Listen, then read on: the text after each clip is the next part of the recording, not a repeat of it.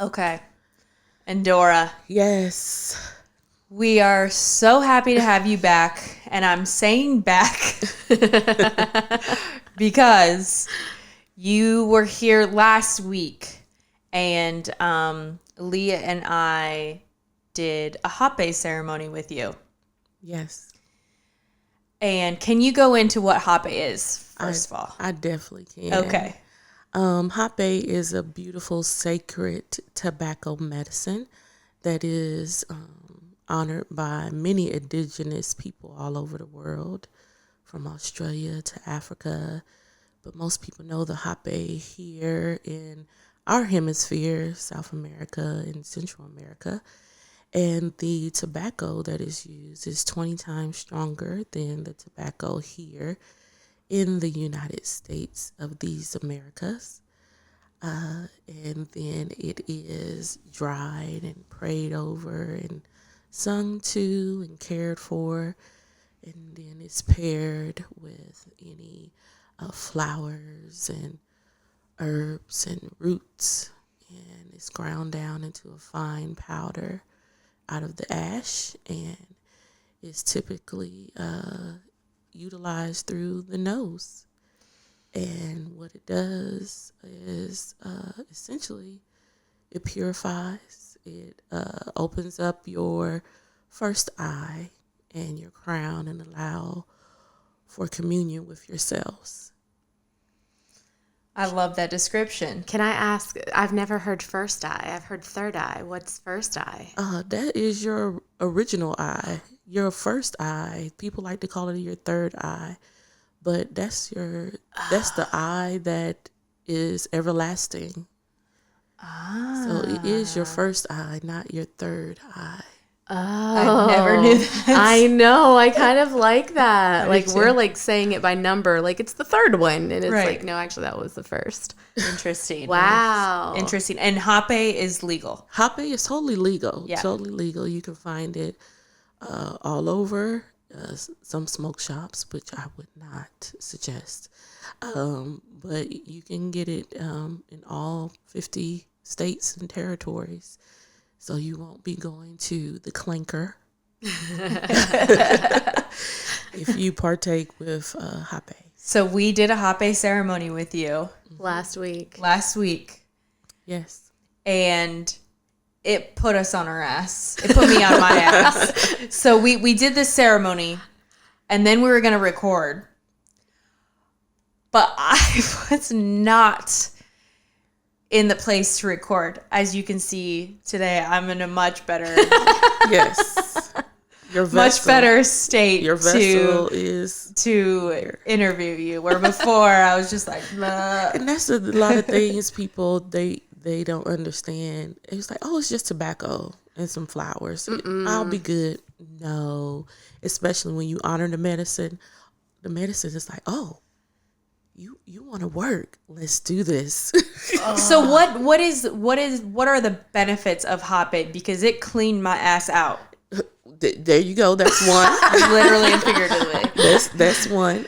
You can Because I threw up a lot. yeah, you can purge different ways from the front and the back, to put it Man. nicely. Glad it was just the front. Yeah, I'm also glad for that. yeah. I mean, I've been with Hapé a long time, and I still get the Hapé poops. So I feel that's like the only thing I have to compare that to is like the mushroom poops. Like, Well, and kind of, so I guess maybe it's similar to ayahuasca in that sense, maybe, right? well, all plant medicine is can be purgatory. It can Yeah. it can allow you to, and all it is a release of stuck energy.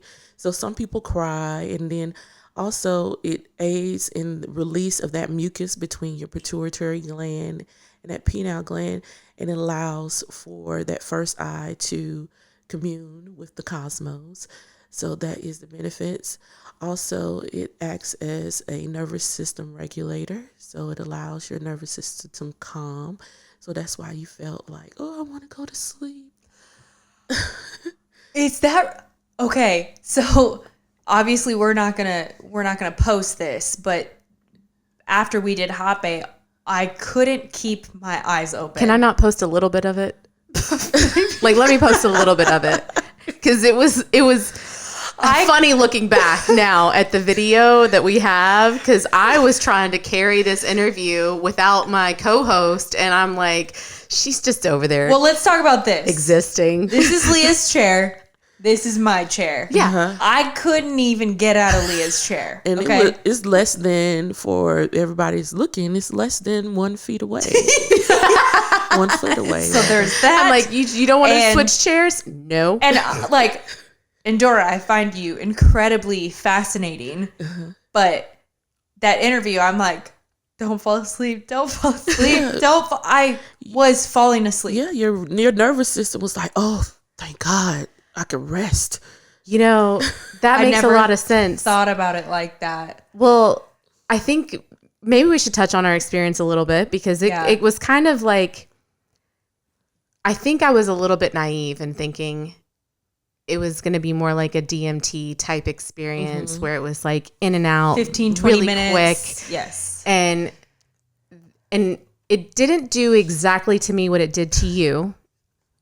But after you two left, I laid down on the couch. I forgot about this. Yeah, I laid on the couch and I was just taking a break.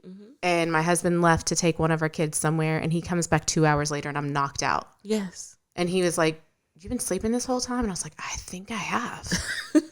I think I have. Like, I was just laying here relaxing, and like it knocked my ass out. So I was like, I was not expecting that, because I was like up and doing things.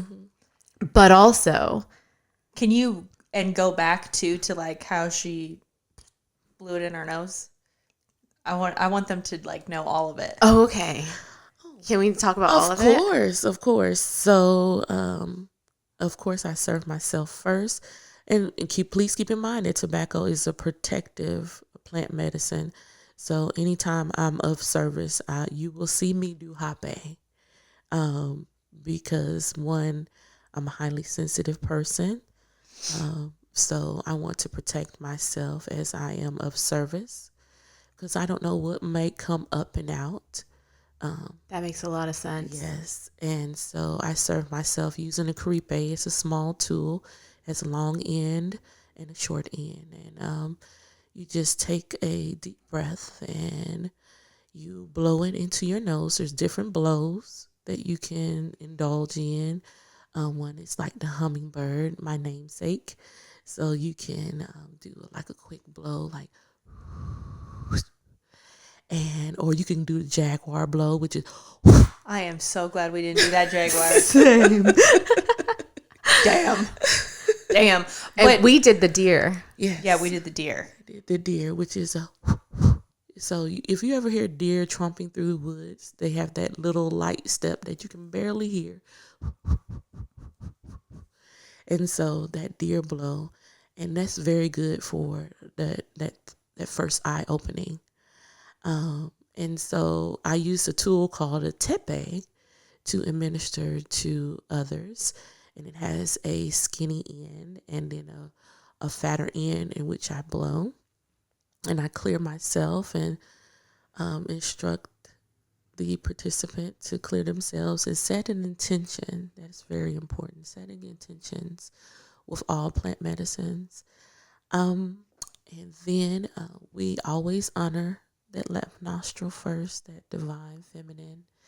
And then once the participant is ready, they can go to the right, and it must be balanced. So Hapé is a very dear and near to my heart. I will always participate and commune with Grandfather Tobacco, always. Yeah. Yeah. And so the experience was wild, because it's after it gets, blown into your nose, you can't breathe through your nose. Correct. And you salivate a lot. So we have to have a cup, and both Leah and I are not only spitting in the cup, but also we just have snot running down our nose. And there were times where I got a little confused, because I'm like, oh, I have snot, wipe your nose. Oh no, you need to spit. Oh gosh, I have to throw up. And I'm like, couldn't even, but it's not It's not a hallucinogenic. No. It's not well, one. It can be. Oh, really? Yeah, it can be. I've had experiences as so many other people. Really? Yes. Okay. It just depends on what is needed in that moment. Okay. Again, plant medicine is intelligent. It Yeah. is alive. Yeah. And so it will do what it needs to do based upon your vessel, your energetic bodies, and what you are ready for. Right. So your intention was... Oh, remember? my God. My intention was to continue to move with power, but add a lot more softness to it. Yes. Mine was to know my power. Yes. Yeah. And can I just add to that? Yeah. I told her before we sat down, I had a ketamine session the next morning. And my intention with that, it all came Together. It was wild because I'm like, it's like, how do I know that they played well together? But it's also like, I just know. Yeah, well, and it's interesting because before we did Hapé, I had just done a heroic mushroom journey. And when you came over... Not like the same day. No, not the same day. So like the week before, week and a half before. But when you came over, you brought up something about my ancestors and how I needed to get a lot of like energy out of me. And that was literally the theme of my mushroom journey. And it has been the theme of my last 2 mushroom journeys is connecting with my ancestors. Yeah. So before we met, I asked permission from their team to delve into their energy to see what was going on. So I decided to mention that to you. So Yeah. No, so it was good. But yeah, no, it definitely cleaned us out. Yeah. Because mucus, it keeps us from communing. Yeah. Yeah. But I just wanted you to know that I didn't actually fall asleep during the interview. It was the Hapé. I knew you weren't asleep. I was monitoring you very closely. You're like, I promise I'm not like that all the time. Okay, so tell us how you came into this space of plant medicine. Plant medicine. So, I don't know how deep you want me to go. You want me to go at the beginning of my spiritual journey or just plant medicine in general? Ooh. I mean, you can do both. Okay. Yeah. Perfect. Yeah. Okay. So, around 33, around that age, and that is the time when most people have their great spiritual awakening around that 33 mark. I had a very profound dream. Now, I know it was not a dream, but at the time, that's how I described it, was a dream. And in this dream, I was in this field, and it was a tornado off in the distance, and there was nothing but a little church there in the middle of the field. It was like an old white lime wash church, and it looked abandoned. I said, oh, I need shelter. So I go into the church, and then all of a sudden the church lights up, and it's all these people I don't recognize, but they feel familiar. And then my childhood pastor was at the altar, and he said, Endora, come up. And I was like, okay. So I came up, and he opened the stained glass window at the altar, and it was all of these little tornadoes outside of the window. And he looks at me and said, are you ready? I was like, and then I woke up. I was like, oh. Interesting. Yeah. So I went to go see my childhood pastor in Columbus, Ohio. And he hadn't seen me since I was 12. And he's like, oh, little Endora. I was like, yeah, I'm big now. So this is real life, not the dream anymore. Real life. So we go into his study, and I tell him the dream, and he gets up and he looks out the window, and he's like, your mom, she was evangelist and a prophetess. And I said, yeah. He said, your grandma was an evangelist and a preacher as well. I was like, yeah. He's like, oh, it's in your bloodline. He stood there for a moment, and he says to me, are you ready? And it all of a sudden, it felt like 1,000 books hit the ground at one time, and my soul just quickened in my body, and tears just started running out my face. And I knew at that point in time that I had been called by Spirit, Creator, God, the one, whatever you want to call that omnipotent force. And so me being an academic, I said, oh, I'm going to enroll in theology school. So I went to Louisville theology school and did the tour and talked to missions and all that good jazz. And my mom was elated. Oh, you're finally following the path. La, la, la. And my mom is a Southern Christian woman, born and bred. So she was so elated that her daughter was doing all of this. And then there was in the packet that the admissions representative gave me, it was a class called Religions of the World. I was like, Religions of the World? And he's like, yeah, we study all the religions as part of theology school. And I said, that's interesting. And so I looked at the book that they had and I started reading the book, and it was an ongoing theme of all of the religions, where it's Buddhist and Christian and it was one common theme of love. And I was like, okay, I don't need to do this. I don't need to do this. I need to know love. Oh, shit. Yeah. I need to know love. I don't need to know religion. Religion is a man-made construct. And so I wasn't interested in the construct. And so once I made that decision, I had another dream. It was not a dream. I was actually astral traveling. And in this dream, I was at an old plantation house, and it was fields. And I saw a man in white walking up the road, red road. And as he came closer to the house, he turned into a storm. And he reached out his hand, and his hand was as large as this house. So I put my little hand into his, and we walk up this red road, and I hear people singing and laughing and talking, but I can't see anybody. And in this field, it looked like sugar cane, but it was different types of fruit I've never seen before in my life. And I said, may I have some? And he said, yes.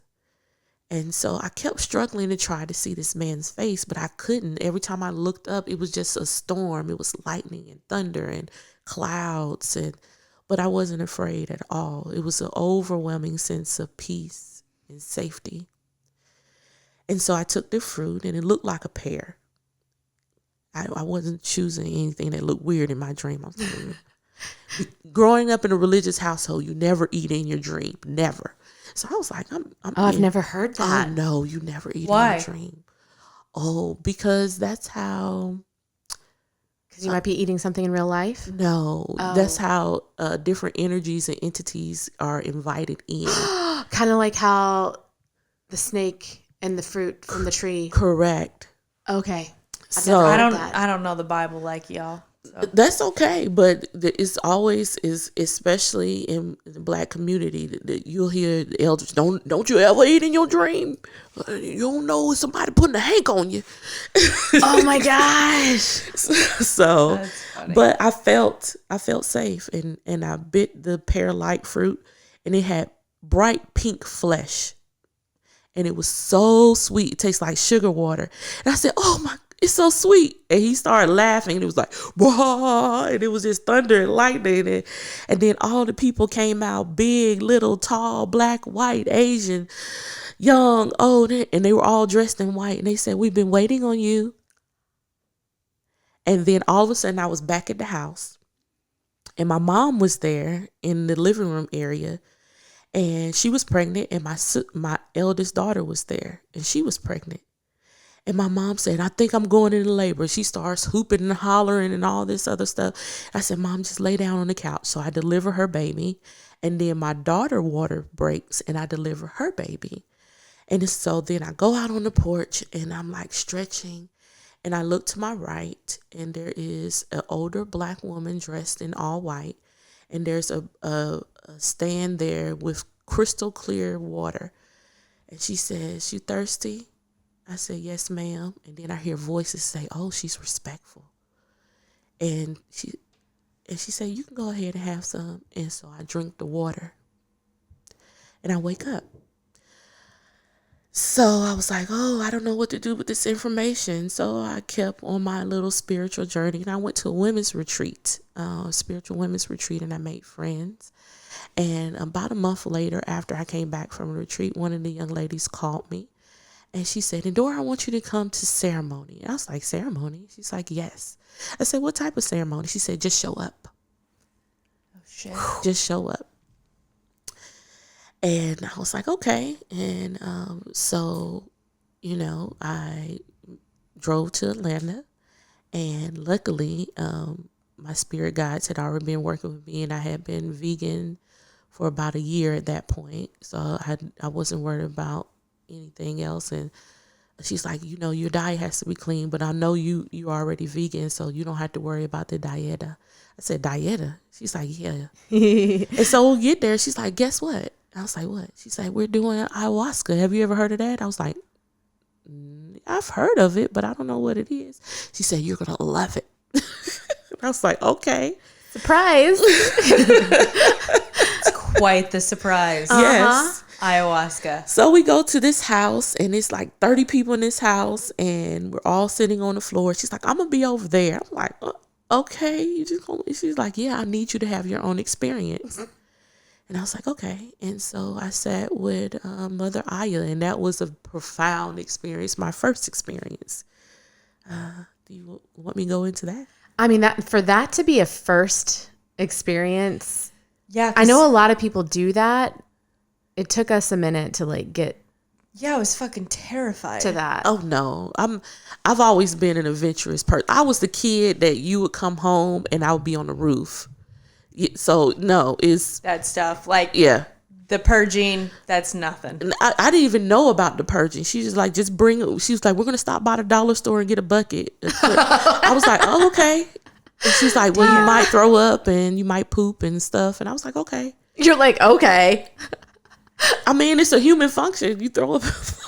Well, it's interesting though, because when we tell people that we did that, that's their biggest fear is pooping in front of people. And I'm like, if everyone's pooping, who cares? The thing is, or if everyone's puking, we've who been cares? conditioned to not accept the human condition.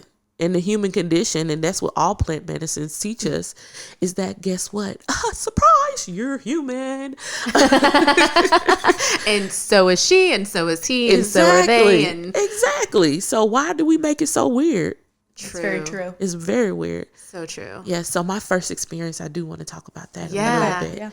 Yeah. My first experience, so I take the cup, and it was two beautiful souls there.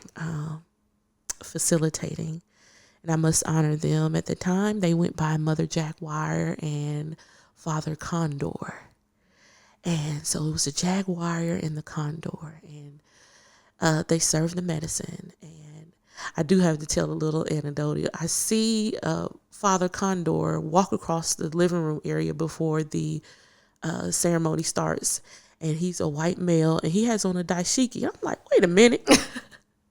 Hold up, wait. Now, I'm from Montgomery, Alabama. That's where my folks. I was like, wait a minute.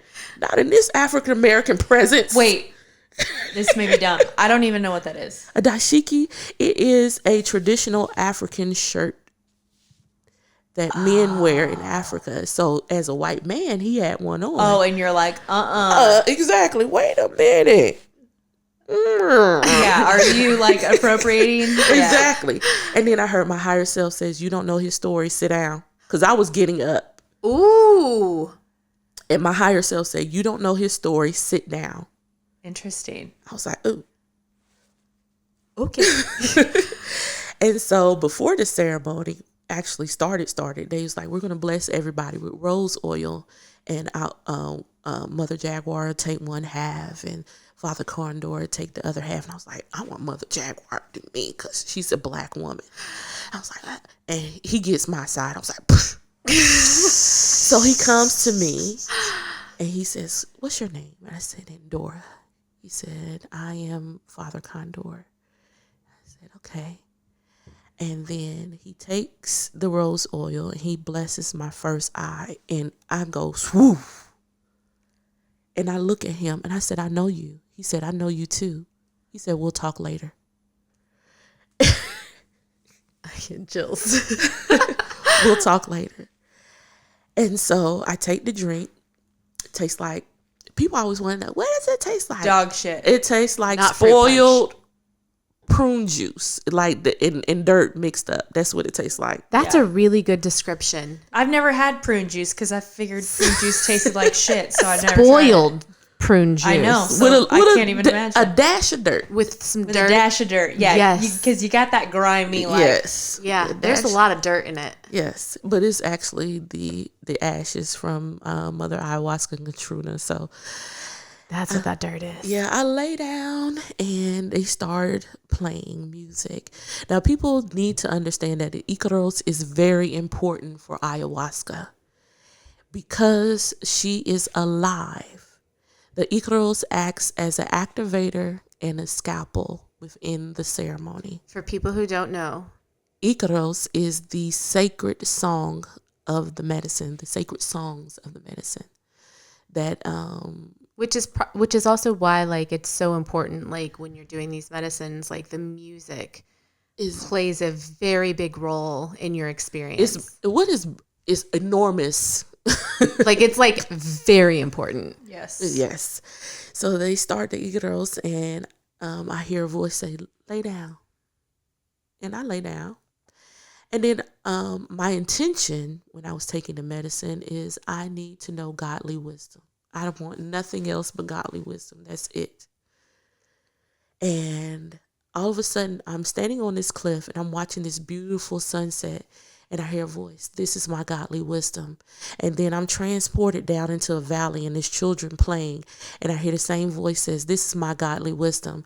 And then I'm down in the ocean and I see all these creatures and dolphins and sea urchins. And I hear the voice, this is my godly wisdom. And then I'm in this black room and then a mirror is in front of me. This is my godly wisdom. Shit. And I scream in the ceremony. I go, oh shit. The revelation that all of this, every blade of grass, every sunset, every laughter of a child is God's wisdom. I love that. I love that so much. That's You're crying. I know. I'm sorry. I can't. So then the glass from the mirror falls away and I'm just standing in this black room. And then all of a sudden, shards of glass start coming up from the floor. And it comes up into a full-length mirror. And I see myself, but not myself, dancing. And it's almost like if you all remember that Pepsi commercial that Beyonce did where she dances with different versions of herself. I move throughout this dark room and I dance with different versions of myself. Like little kid you, little big kid me, you. big me, old me, the academic me, the corporate me, the mom me, all of me. Wow. The daughter me, and I dance with myself. And then all of a sudden, all the mirrors come into one. And I wake up. That is beautiful. And Mother Jaguar says, okay, it's 2 a.m. I said, what? That's been 15 minutes. What? that was only 15 minutes. We started at 9. She's like, it's 2 a.m. Anybody who needs a second cup? Did you take a second cup? Of course. Oh, you're like, Mama ain't raised no punk bitch. Are you crazy? Mama ain't raised give me some more of that. Bitch. I want to go back. So the second cup, I'm sitting up, I keep my eyes open, and I'm naturally a seer. I'm spiritually a seer, so I see a lot. And so it just enhanced my seeing. And I'm looking and I see attachments on people and entities. I see ancestors. I see angels. I see deities. And then I look at the facilitators as they're singing. They're in the middle of the floor together singing. And Father Condor is playing the guitar. And Mother Jaguar is dancing and singing. And I look in the middle of their chest and their heart is glowing pink. And I was like, oh my God, this is so beautiful. It's so beautiful. Wow. Wow. And that was my first ayahuasca ceremony, the first of hundreds. Wow. Oh Wow. my God. And how long ago was this? This was, I want to say, 2018. Okay. So how did you go from being a partaker to being A facilitator. a facilitator? Yeah. So it was my third ceremony, and I'm naturally an introvert, believe it or not, and so I kept very quiet. But me and Father Condor had built a bond, and he knew I was a seer for some reason. He would ask me after every ceremony, Endora, what did you see? And then someone would come up, because when you're in ceremony, you experience everybody's healing journey. And so somebody will say, oh, well, I'll say, I saw someone's ancestor and they had on this, this, and this, and this. And then they'll interrupt me and Father Condor's conversations. Like, my ancestor came and they had on. And so he'll just look at me and smirk. Because he knew you saw it. Yes. Shit, did you know what my ancestors were wearing? Yes. What? When Hapé or when I dipped into your energy, which one? Both. So when I dipped into your energy, it was a male ancestor, very prominent. He was shirtless. He was very lean. His skin tone was darker than yours. He had very big almond eyes, and it looked like he had on like some type of traditional, like toga type thing on the bottom. It reminded me of some type of Hawaiian type cloth. And he had a very deep voice, like very bass, because when I asked, may I have permission? He was like, yes. He was like, yes. And then while It was my dad. And then while you were with Hapé, there was a woman here in this room. And I asked, who are you? She's like, I'm her great grandmother. And she had this long, thick, brownish black hair, but it had like streaks of white in it. And she had a big, round, beautiful face. And she had on like this, it was, I don't want to say it's a kimono. It was like a robe type dressing, a robe type dressing. And it had like this beautiful pink stitching on it. And I said, you can come in. And she's like, no. She stood in that room the whole time while you were under Hapé. So yeah, that's what they look like. Wow. Holy shit. So. Wow. Okay. Yes. So I was at a 3-day retreat, ayahuasca retreat. And Mother Jaguar, she was preparing, it was day 2. She was preparing for a ceremony. And I passed by her room quickly. And she said, Endora, come here. And I said, yes, ma'am. And she said, I need an assistant. How would you like to apprentice under me? And I was like, I was going to ask. She's like, So this is the thing with apprenticeship, with shamanism, that it finds you. You don't ask for it.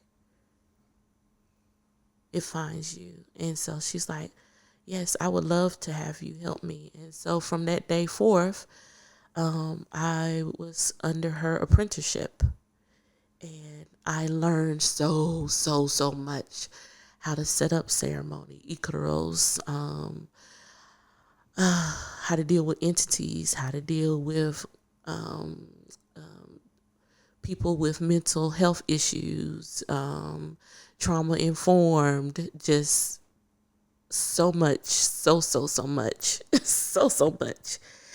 And so probably about a year later, she released me to serve Hapé. And your shaman, they release you, or your teacher, they release you as they see fit to be of service. And she said, yes, you're ready. And so I started off serving Hapé, and it just escalated from there. Wow. I think a lot of people are not aware of what a shaman is. And I'm saying this because we had a listener reach out to me a while ago and ask if I knew any real shaman. Because everybody wants to be a shaman. And it was a very honest question, and I appreciate that she asked me, but part of me was like, well, it's a weird word right now. It's like a buzzword. It is. And it offends some people. Mm-hmm. And then there's this whole definition of it where I'm like, really, it's someone who, I mean, I could be getting this wrong. This is like my interpretation of the word when I start going down these rabbit holes, because a lot of people were offended that Steve called himself a shaman, our ayahuasca facilitator. A shaman, by what I understand, is someone who is a healer, who sits with a medicine, who knows the medicine inside and out, and who also shares the medicine. So that's part of it. I like to use the definition of an individual who is on their healing journey and allows for you to have space for yours in a safe space. I like that definition. I like that definition too. Because I think some people get labeled a shaman when they don't call themselves one. I don't. And people like, Endora, my shaman. I'm like, no, I'm just a friend. So what would you call yourself? A guide. A guide. Okay. I'm a guide. That's a little bit more palatable. Yes. I think. I'm just a guide. I'm just here holding your hand, cheering you on, holding space. Yeah. I think this person asked me, like, how do you know if they're real? You know if they're real first, especially if you're dealing with plant medicine, their lineage. You need to ask who is their lineage? Who is their teacher? Who is their teacher's teacher? Who is their teacher's teachers? You need to ask that lineage, and then also investigate that lineage, and see if that lineage resonates with you. And then you need to ask, have they had any training around trauma-informed facilitation? And then you need to ask whether or not, ask them their journey. Because, I've been taking mushrooms since I was 16. Well, how have you been taking mushrooms? We always question. Say this. We do. Even someone with you and you doing ketamine, somebody messaged and they were like, oh, I do ketamine. I do ketamine at concerts all the time. I'm like, yes, but not... Completely different. The intention is very, very different. So I relate it to so people can understand. It's different from fixing a steak at home and going to a gourmet 5-star restaurant. Yeah. There's a difference. Yeah. The experience. You're still getting steak. But it's a totally different experience. You're exactly right. Listen, you're still getting that juicy ribeye, but it's different. I'm just gonna, if I'm paying like $80 to $100 for a steak, I'm gonna be like intentionally savoring. Oh yeah, every bite of that steak. And I intentionally, when I paid my money, so grateful. I intentionally savored Mother Ayahuasca. Yes. Yeah, there is a difference. I would like to do ayahuasca again. You need to. That was a direct, when I was looking at her, she's like, she needs to do ayahuasca again. Mm-hmm. I think we both, we had a very unfortunate, our shaman passed away last year. That. So it was a kind of like a shock. Yeah. It was a big shock. It wasn't anticipated at all. Not at all. But when we're called again to it. Yeah. So let me ask you this. Just let you know. So I'm obviously not a shaman but I am a person of color. And I have had certain struggles throughout my life, but I also know that I have a lot of privilege, being lighter skinned. And I have a lot of privilege even compared to a lot of my family members because of that. What has it been like being a Black woman in this space? Oh, it's been very interesting. Let's hear it. And those that know me well know when I use the word interesting, I mean fucked up. Oh, yeah. Well, and I guess the reason why I'm asking is because this has been this is coming up. Psychedelics and plant medicine. And it's I can see it getting to the point where it gets so whitewashed, colonized. It is colonized. It is because it will lose its respect, sacredness, and I want to not be a participant that helps it go that direction. And so I guess I want to know what your experience is as a Black woman in this space, because I feel like people don't know that part of it, that it is indigenous and Black and brown people were the ones who started this. I do want to pay homage. Let me first say, I do want to pay homage to my European ancestors because they were still eating mushrooms and getting down with the get down. Getting down with the get down. They knew. Yeah, they knew. So I do want to pay homage to my Irish ancestors. They knew. And that's coming up for me lately. My European ancestors have been knocking on my door. But for my indigenous and Aboriginal background, it has been interesting in this space. So fucked up. Yes, it's been fucked up. What a lot of white participants, they expect to come into the woo. They want this whole experience where there are draperies coming down from the ground, from the ceiling, and these wonderful flowers, and everybody is, love and light and peace and joy. And anybody that has really sat with Mother Ayahuasca for a long period of time knows she doesn't play that shit. She doesn't bypass. She is the get down with the get down. And if you are not ready for shadow work, this is not the plant medicine for you.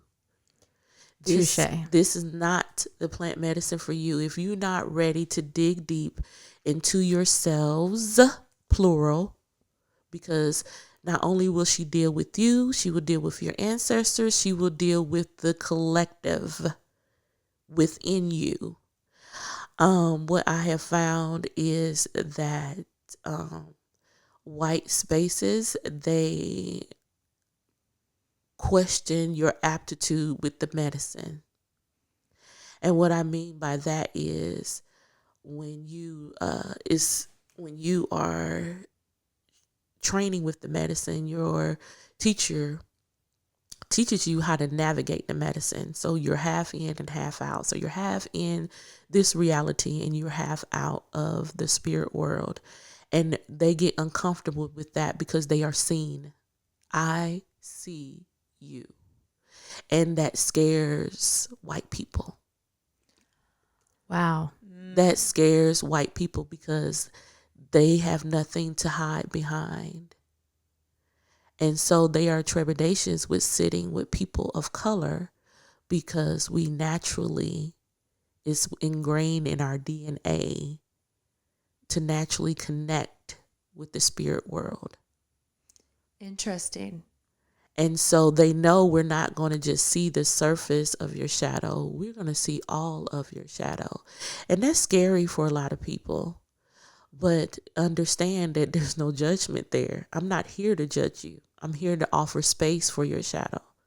So either you're going to offer it space or you're not. And you're going to keep going through this perpetual cycle of ceremony after ceremony and the woman's circle and cacao ceremony and aesthetic dance. You're going to keep doing it until you deal with your shit. Yeah. This is not all love and light. No, it's not. And we do get a lot of messages about that. Like they're wanting to, maybe get off their antidepressant, and they're thinking they're going from one thing just right to another. And I'm like, that's going to be great and healing. And then what happens is they go to a ceremony and grandmother drags them by the hair. And they're like, I don't want to do it again. Well, guess what? Buttercup. You should have just let your shadow fly, because she's going to clean out the closets and open the doors. Yeah. And let you see all of your underwear.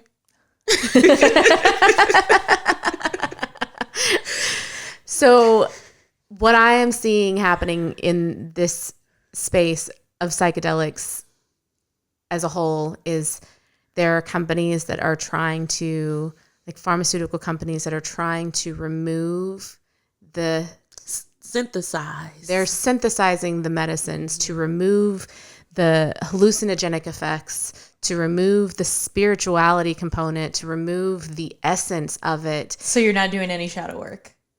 Right. Exactly. Right. You're literally just going right back to taking a pill. You're going right back to taking a pill every day. Because you just want to feel good. You don't want to deal with yourselves. And that is not going to work. We have done this time and time and time again. What is that saying? This sounds so stupid, but it's relevant because I saw it in John Wick and I literally Googled it immediately and I'm like, okay, that would be a cool tattoo. If you want peace, prepare for war. Shada, house. Like you cannot bypass the dark parts. There must be chaos. So everybody's scared of what's going on in the world, and all of spiritual people like, yes, I know. Do it. Yes, come storm. Oh, political unrest. Yes. Yes. It's hard to like sit back and watch and feel like people are like judging me for not saying anything, but I'm like, let it fall apart. Please. Let it fall apart. Please. Because it has to. Please. And I feel what you're saying on that because I was literally feeling that a lot yesterday. And please don't take it as me not having compassion for people losing their homes, their livelihoods, things of this nature. But as a collective, we've gotten so far from Pachamama and ancestral wisdom that at this point, it's like Pachamama has to shake shit up. Shit. She's like, you know what? The corner is not working for you guys. I got a bar of soap for you. That bar of soap is not working. Okay. You know what? Go to your room. Oh, you're still playing in your room? I got something for you. Yeah. Mm-hmm. You're going to get a spanking now. And we keep doing it. And it is even taking the esoterics out of it. It makes look at what we're doing. It makes no sense. Mm-hmm. None whatsoever. We're destroying our home for the pursuit of what? The pursuit of happiness. And those who have had money and power will tell you happiness is not in money and power. So why do we keep perpetuating this narrative? Right. Make it make sense. Interesting. It just blows my mind. And then I'm like, you know what? I am going to continue to be a guide and hold safe space for those who seek and let the shit fall where it may. So then how can Leah and I, because it's like a lot of people who are just learning about the medicine, that's how they find us. And that's how they come to us. Mm-hmm. How can Leah and I show up better in this space? What you're doing now is like right now, in this right now moment, having people of color here, not just the European mind frame or the Western mind frame of what plant medicine is. Also, and this may sound bad, but I think they're hard to find. They are hard to find because they've been so scarred and wounded. They go underground. Yeah. Well, I'm different. I'm like, bring this shit on. What do you?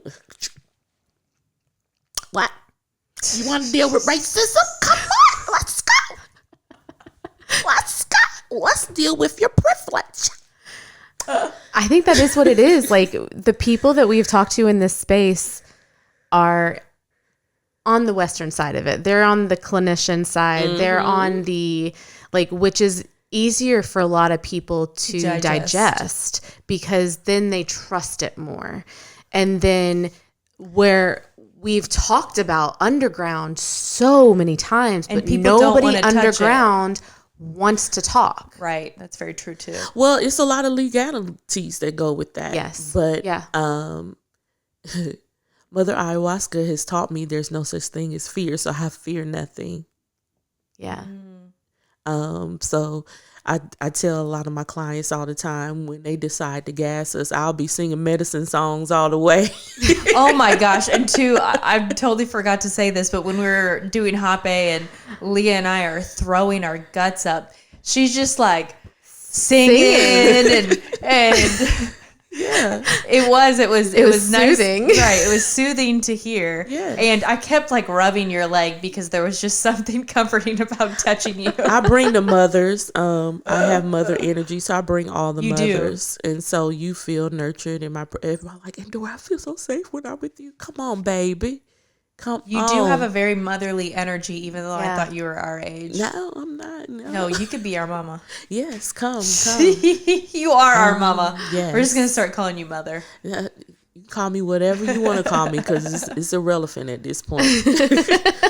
But the fear, because people are afraid of going to jail. People are afraid of legal prosecution. People are afraid of what will happen to their bodies. People are afraid of what may happen to their spirit. But I can tell you from personal experience that there is nothing to fear. Fear is an illusion. I know you hear it all the time, but it's so true. I had a one-on-one medicine ceremony actually Saturday with a gentleman came down from Nashville. White male, and he's like, I know, he's like, when I first talked to you a year ago, I was like, I know her. I was like, we've done this so many times, so many times. So and that was his second ceremony, and he was like, Endora, I get it now. He's like, I get it now, that I'm fearing nothing. Yes. He's like, this is so stupid. Exactly. He was like, I feel so free. Oh my God. So I love those aha moments when you let go of fear of what we've been conditioned to fear: death, jail, taxes. Feelings. Yeah. Feelings. Emotions. Feel all the feelings. So that's interesting because I feel like I was having this conversation with yesterday about it. I was going into a little bit about my ketamine treatment, and I don't want to go into that in this episode, but just the simplicity of the message, the simplicity of it had so much impact that it was like, oh my God, duh. Oftentimes, a lot of those simple messages, they're the most profound, though. Spirit is simple. There's this because it's about love, or yeah. It's so wild though, because I think our conditioning has really kept us from understanding the value of these things. They're overused. The words are overused. They're overplayed. Like love and light. Like, what does that even mean? How do you know what it means until you felt it? Until you feel it. Until you feel it. You don't know. You don't know. You don't know what self-love is. You gotta touch the dark though to really, really feel like and get the love and light. You do. And people don't want to touch the dark. They don't. Yeah. They don't. I'm gonna tell you another the darkness that came. We were sitting in ceremony, and I called psilocybin Sal. Uncle Sal came on in. And Uncle Sal, and I would, eyes wide open in front of me, I saw a DNA strand. And I was like, oh my God, it's so beautiful. And I heard him say That's your DNA. And I was like, oh, wow, I'm gorgeous. And then I was looking closely, and there was a dark spot in my DNA. And I said, what is that? Dead silence. And I said, okay, I guess it's not time for me to know yet. So the next ceremony, I was sitting with grandmother ayahuasca. And I'm sitting there I took the medicine, and they're up singing and Ikaros, and I hear Mother Ayahuasca say, are you ready to see the darkness? And I said, yes. And she laughed. And then I'm looking straight ahead, and Mother Jaguar is singing in front of me, and I guess she felt the energy coming, and she steps to the side abruptly, and then this grotesque entity starts walking towards me. It looked like, only the way I can describe it is like a burnt booger with eyes. A burnt booger with eyes. Booger with eyes, like many eyes, and it stunk. Like it stunk awful. I could smell it, and it started coming towards me in like this rage. And I said, grandmother, I said, what is this rage? She said, it's your rage. Oh shit. And I said, okay. And I said, what's behind the rage? And she laughed. She said, smart girl. And then the booger falls away. And I see my indigenous ancestor weeping, moaning, crying, wailing. And I see all these burnt teepees and huts. And she's just wailing in the dirt. And she's just wet. Just tears coming from, and I just started wailing with her, just wailing and crying, rocking. And I'm like, oh my, this is embedded in my DNA. People don't want to face that part. So you're wondering why you're so angry all the time. My life is wonderful. I have a beautiful home. I have a loving spouse. My job is awesome, but I'm angry. Why are you so mad? Why? Why are you so upset? Why are you so nasty to people? The lady at Walgreens, why? Why? It's because it's embedded in that DNA. And until you reprogram that DNA and face it, because that's the first part, is facing it, recognizing that it's where in most you. people just push it down. I'm not angry. I'm upset because, rah, rah, rah, rah, Trump, rah, rah, rah, rah, Biden, rah, rah, rah, rah, rah, rah, rah. No, it goes much deeper than that. It's deeper than that. Yeah. Oh, wow. They got to touch it, though. You got to touch it. You got to taste it. You got to smell it. I was engrossed in it. You have to feel it. Feel it. Yeah. Feel it. Feel it. And the interesting thing is, after the ceremony, we always do an integration circle. And it was like 6 people in. Then somebody said, I got to say this. Whose demon was in the middle of the floor? And I was like, mine. Whose booger demon was that? My bad, you guys. Exactly. My bad. Sorry. I took care of it. Took care of it. Yeah. We're besties now. It's settled. This booger's good. But that just shows you the beauty of Sarah. Everybody is seeing your shit. Yeah. Yeah. So you can't hide from it. You can't hide. Oh my God. What would be your biggest advice to somebody who is a listener who has not even touched any of this stuff, but is just very, very curious about plant medicine or psychedelics? I would tell them first start with shadow work, and that is journaling. I know it sounds very plain, but I always tell people that too. Yeah, start with expressing your true feelings in a safe space. And most people don't feel safe with their spouse or with their loved ones or friends, and not even with the therapist, because they're scared of judgment. Mm-hmm. And that piece of paper is not going to judge you. And then once you express that, I want you to put it down for about a week or so. And then I want you to go back and reread what you wrote. And then ask yourself, why did I feel that way? Why? Keep asking why. Why? Why was I upset with my mother when she called me? And she said that one phrase, why? Because it reminded me when I was 8 years old and she said that. What happened? Why did you feel that way at 8? Because I didn't feel heard or seen. Why don't you feel heard and seen? Keep going to the why. And then once you face your why, then allow plant medicine to assist you in the why. I don't think that there's enough curiosity with everything.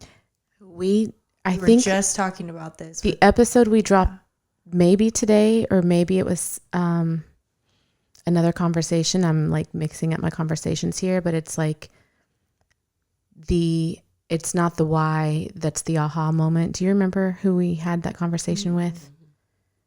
That's not always the answer. The answer isn't always the aha. No. The answer is not the aha. You got to dig deeper. Yep. I think it was a podcast I was listening to, so never mind. You have no idea what the fuck I'm talking about. I'm so confused. I'm so fucking confused. Sorry. But I find it interesting because like a year ago, like I remember having these conversations with my husband when he was angry, and I would be like, why are you angry? He's like, what are you talking about? He was so triggered that I would ask him that. And then I'm like explaining the feelings wheel. And I'm like telling him all these things that lie under anger. There's disappointment, there's sadness, there's rejection, there's so many feelings under that anger. So I start going through it. Do you feel this? No. Do you feel this? Yes. Okay, why do you feel that? Mm-hmm. Why do you feel that? And he was like mad at first. He felt therapized. Is that a word? You just made it up. He felt congratulations. And then we go to therapy a few weeks after that, and the therapist is like, why are you so angry? What's underneath that? And I look at him and he looks at me and he's like, oh my fucking God. I'm like, see, like you got to go deeper. Like, but I think it's with everything. It is with everything. It is literally with everything. You're sad. Why are you sad? What's under that? Exactly. But even just how we live. Just how we live. How we live. Why? It's even, let's say people drinking, but then people being triggered that we talk about mushrooms. Why is that so triggering? Why?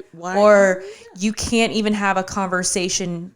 Nowadays, you can't have a conversation. And I used to be this person. I used to be that angry person where I just saw things as very black and white. And so if you don't agree with or think how I think, then you're just wrong. Mm-hmm. Where I've really learned to come into a space of like getting more curious and why I feel so strongly about certain things. And then I realized I didn't really feel that strongly about it. I was just angry. And so I just projected it. I think a huge flex is being curious.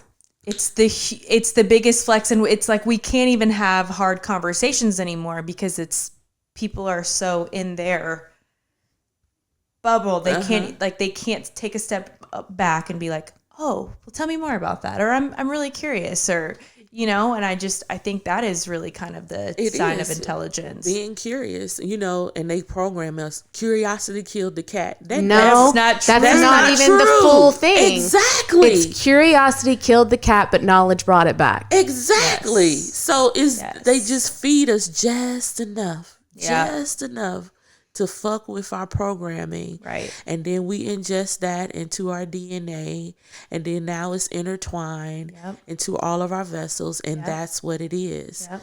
Dig deeper. Question everything. Everything. When I say everything. I went to the grocery store.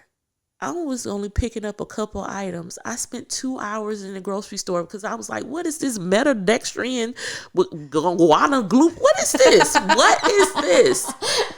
This is not, what is it? Right. Shit that's illegal in other countries. So I question everything. Like, is this healthy for me? Do I feel safe here? I wonder why my mother said that. I wonder why my father did that. I wonder. Why do I get so triggered about this Little thing. Why? Little thing. Why? Yeah. Just, why do I not want to touch the parts of myself that maybe I feel shame or embarrassment or whatever. Whatever it is. Yeah. I joke that my 11-year-old never grew out of that why phase. You know, when like kids are like toddlers, they're 3 and they're 4 and they're asking why. He never grew out of it. He's a 1-3 generator. So he's like the knowledge seeker. Mm-hmm. He's the investigator. Mm-hmm. And now, like, it's hard as a mom because he questions everything I say. Mm-hmm. I need you to brush your teeth. Why? Oh my God, we've had this conversation before, but why? You know, like things like that. As a mother, it's difficult. But as a human being, I'm like, I love that you question everything. I love that you question authority. I love that you question rules. I love that you question everything around you. I don't like it when you question me because I'm your mom. But like, I also don't want him to stop asking why, because I think that it's going to be his best friend. It is. My mom, in all her infinite wisdom, I was a why child as well. You're a why child. And so she bought encyclopedias and I read every single one of them. Wow. Because I need to know the why.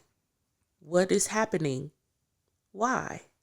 Oh, this is the theory that they have. I wonder, is that true?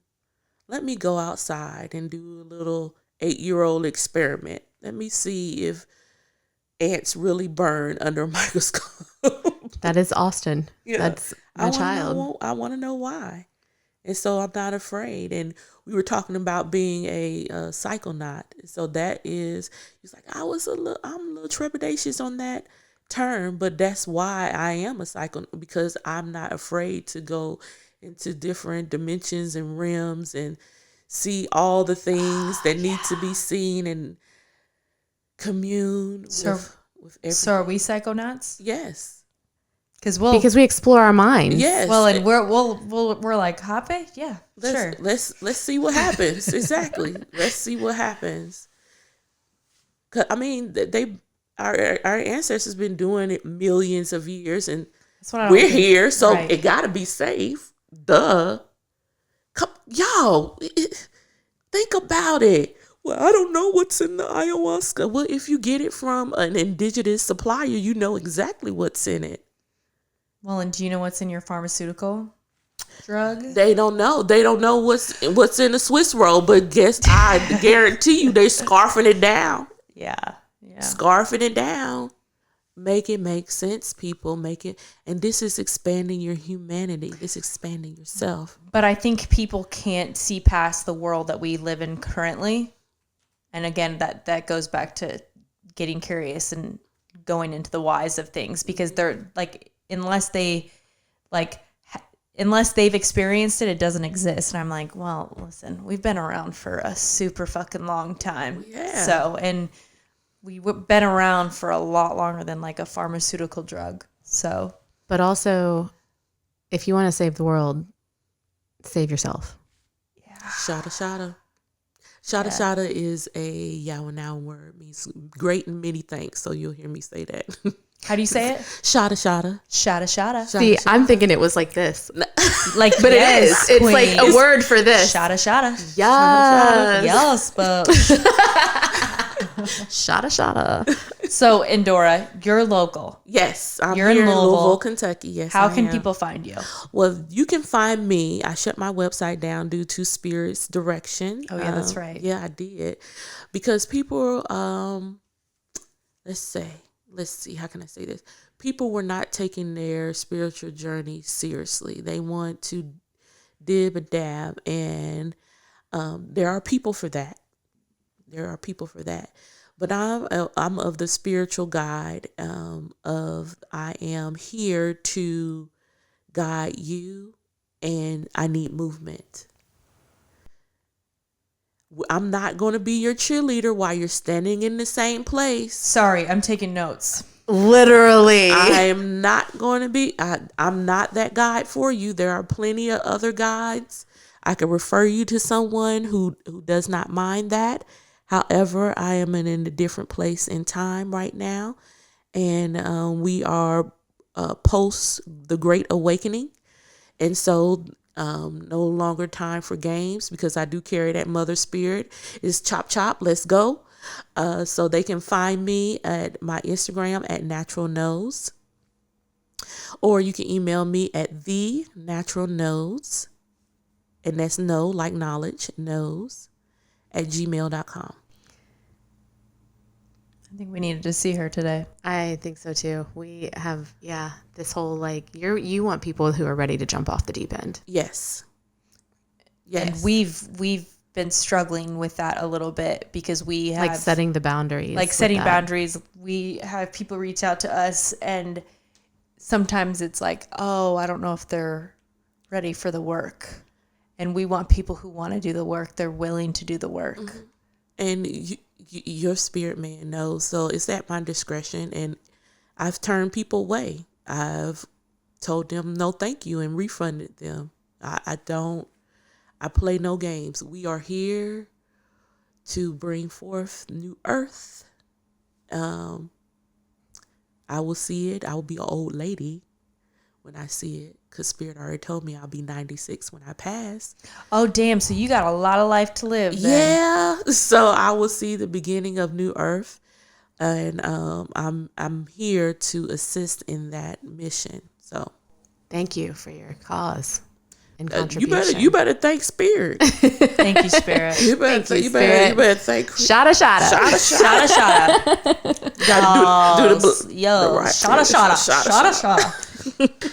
That was a good closing. I'm going to be honest. Like, I don't even know how we top that. We don't. Thank you. And for our listeners, stay curious. Be open. And we'll see you on the other side. See you on the other side. I'll be there. Bye. Yes.